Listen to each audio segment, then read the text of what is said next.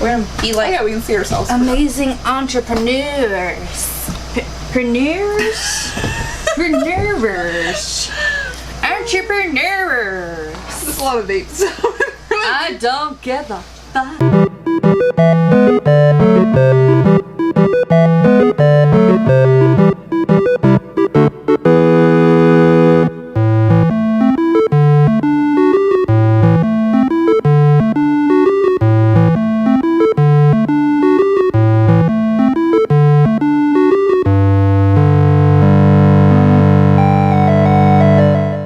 Just maybe. Can we angle this just a little bit? Yeah, that's what I'm saying. Like, play with it. Alright. You feel good about I will play with it. And they'll like it. Yeah. You just love yourself, don't you? Nah. You know what I'm doing? I'm doing an impersonation of a boy. That's what I'm doing. Like, yeah, you like it, don't you? Well, it makes me uncomfortable. Boys around the world make everybody uncomfortable, Nerdista. That's what they do. So, this little geeky corner of the world of ours is actually her geeky corner of her world. Welcome. Okay, guys. We're here to review a comic book, actually. One that I recently I borrowed it from Nerdista because she was like, you've got to read this. I know you love the Joker, and I was like, yes, please. All of it, please. All of the more? Yeah. More. Yes. Yes. Okay, this is what we are going to be reviewing today. It's The Killing Joke. The Killing Joke. Oh my gosh. This was f***ed up. It's very messed up. And it's not a new comic. But it's definitely not, but this is a reprint of it. Yeah, you said that it had gotten like popular all of a sudden. Yeah, it got popular because the movie just came out, which is like, it's a rated R, cartoon. So that's cool. You can go ahead and get that. I recommend it. It's got the same picture on the front. But I got this at Walmart, and it was sealed, and I had heard about the movie, and I'm like, well, I've never read that comic. I looked at some of the reviews on the jacket. It says like, Tim Burton says, I love The Killing Joke. It's my favorite. It's the first comic I've ever loved, and we love Tim Burton, so I'm like, God, okay, yes. I want to read this. So it's Batman: The Killing Joke, the deluxe edition. Okay, so this was. She gave me no clues as to what it was going to be like other than, get ready, it's dark. And I was like, oh, it's just Batman. I'm used to Batman dark. No, this was a lot worse.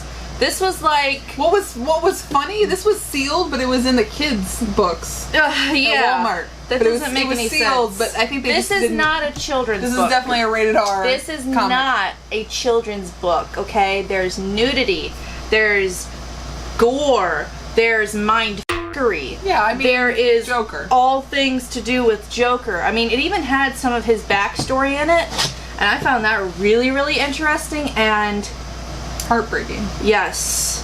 I mean, with every comic, they redo it multiple times. So this version of how he becomes a Joker is heartbreaking.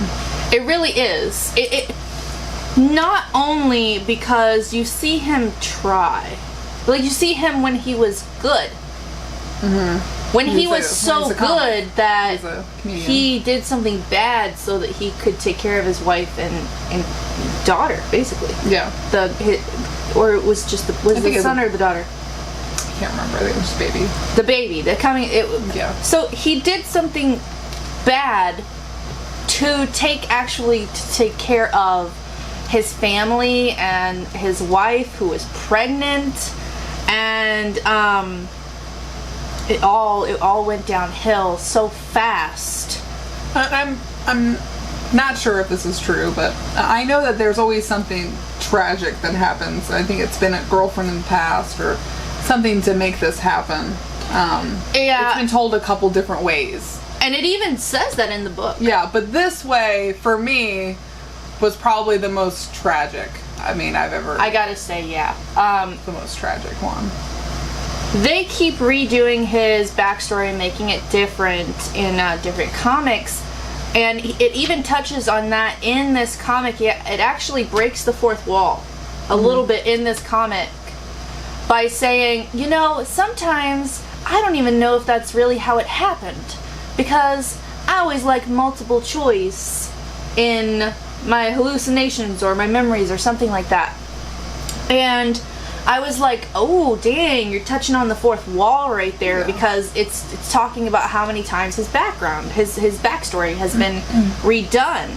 And I gotta say, delving into this was shocking, even for me, and I like dark shit, but it was shocking. It's definitely, I want to say, triggering for some people.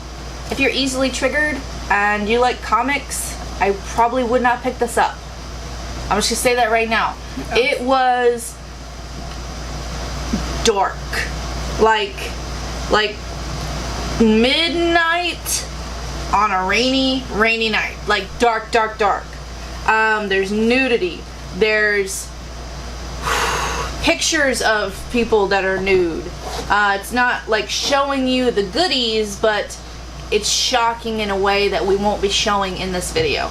Yeah. We're not going to flip through this because it's that rated R. If you're looking for a flip through of this book, it's not this channel, okay? We're reviewing The Killing Joke. But I want to say, I liked it. I liked it too. I liked it because it made you relate to the Joker a little bit more. I felt made like, you sympathize. Yeah, sympathize. Instead of idolize or like, you know, villain worship or whatever you want to say. Like when you say, oh, I have my favorite villains and Joker is my top. Like, I agree, Joker and Loki are my top villains / you know, anti-heroes or whatever you want to call them. And this right here helps you to like some kind of sympathize with, this is how he got so messed up, but you're still shocked by how messed up it gets in here. Like when I saw but when he shoots Barb and then starts like taking off her clothes and taking pictures of her, I was like, oh, it's gone. Like, you're like, the line, you can't even see it anymore. The line's gone. The line's miles away. It was tough. It was tough to flip through. I mean, we're talking as women who love to read comics. Yeah, but I still really liked it. It was so dark, and if you're easily triggered, like, it's a snap. It's like done. And I'm just branching off into reading DC comics. You know, I want to get it more into DC. You know, I've read a lot of Marvel. You know, I love Dark Horse comics. Oh yes, and they're very dark. They're very dark, but I love Dark. Edit. I love Dark Horse comics. Yes. The other thing I wanted to say is with this comic, you know, it's a revamp of, you know, I think the artwork and everything, and it also has the end credits.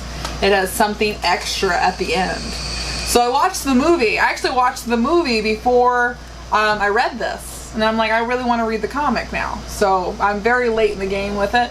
And but that's okay. They didn't put that in the movie, so this was like, this is an extra, something new, like an extra feature. And I was like, oh my goodness, that's insane. So if you haven't read this in a while, read this version. Listen, here's what I think about the extra bit of this comic. We're reviewing. We're going to go ahead and talk about it. We're not leaving anything behind. We're going to go ahead and talk about the end credits of this. This was the joke. Yes.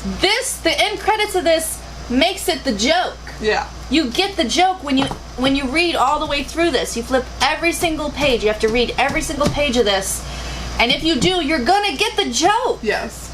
Because it wasn't even him. Yes. That did it. He wasn't even there. He had no part in it. No. It was just some random. Yeah, which was just shocking. Like mind blowing. When you saw that, you were like, did that just really happen? Did this just happen? Like, what is going on right now? And I was like, hold up. I I had to process it for a second before I realized. I had to reread it. It's the joke. Yeah, I had That's to reread the joke. the end credits. I had to reread it. Yeah, because you're like, wait, is this something else? That's what you think when you're starting to read it. That's how they ended it. So before, it just stopped at, them laughing. Them laughing together. And the Joker laughing. Yeah. Which that's what you see in the movie. And if you watch the movie, there's a whole addition to the beginning of it. Because I guess if you did a movie of just this, then it would just be like a half hour, and they wanted to make it an hour. So they added a whole, Batgirl story with it, which I love. I don't want to say too much because she hasn't seen the movie, so I don't want to spoil that for you. But that's very cool. Yeah. So you get to see, you get to actually care for Barb. Well, if you know anything about the DC verse and the Batman family, basically, you know who Barb is. Yeah, but I'm just saying you get to really, I think there's some things that I didn't think was necessary, but I think knowing her story, so I think she is important. I think we need a decent Batgirl. Not movie, but a decent Batgirl to come into the movies. Yeah. I would really enjoy that. Yes, I agree. And they're like... let me just say, I know a lot of... Okay, I'm not going to say I know everything, but I know a fair amount about the Joker. Like I said, he's one of my top characters. Which is why I said you have to read this. Yes. And I've never seen it like this. I've never seen comic Joker like this before. And that's why I'm giving this,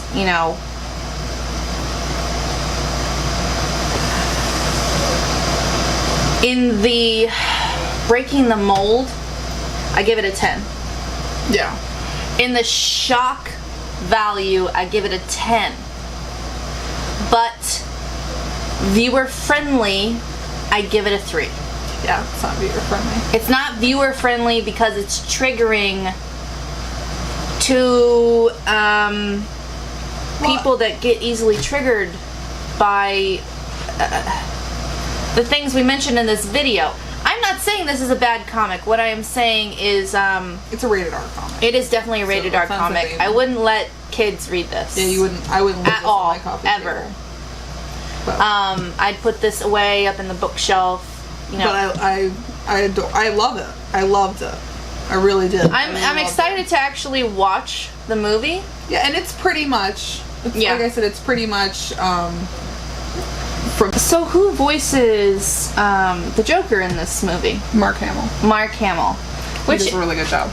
He's always done really good with the Joker. He has done so much with the Joker, and I always love him being the voice actor of the Joker. Because he's got it. Mm-hmm. He's always had the laugh and everything. Yes. Everything. Yeah, I love the artwork in this. Give me your rating for this. My rating, and like I said, like the comic books that I read, like she's more into DC. I'm trying to dive into DC, but I love Marvel and I love Deadpool. So I like the sick, twisted humor as well. So I would give it a 10. I think it's great. It had me really think at the end. Yeah. It really and then you got it. You were like, okay, it's the killing joke. That's the joke. That's the joke. This whole thing has been the drum line. Yeah. The ending was the joke. I love that like I said, he was relatable. The Joker was relatable. Yes. That's honestly maybe the first time he's ever been. I mean, he's always been an awesome villain. Entertaining. Yes, he's funny. But he's never been relatable. This is the first time he was relatable. Yeah. And like I said, the artwork is just beautiful. Beautiful artwork. Bomb. I listen. This book is really pretty too to have the hardback of it. This is a beautiful comic. The way they switch back and forth between memories and like the current action, it's beautiful. And the pops of red, oh, that got me. I think that's new too. I don't think it was like that in the first print. Oh. So that's some new stuff with that. So if you've read it before, I suggest reading this copy. Go pick it up. It's like $11, $12, something like that. We're gonna give this. So since you gave it a 10, I gave it a 10, and I gave it a 10. We The both movie give was it a great. 10. The movie I give a 10 too. All right, our battery's going out, so we're gonna have to say goodbye for now. Thanks for watching Geek Out Corner. Come geek out with us again. Bye. Bye.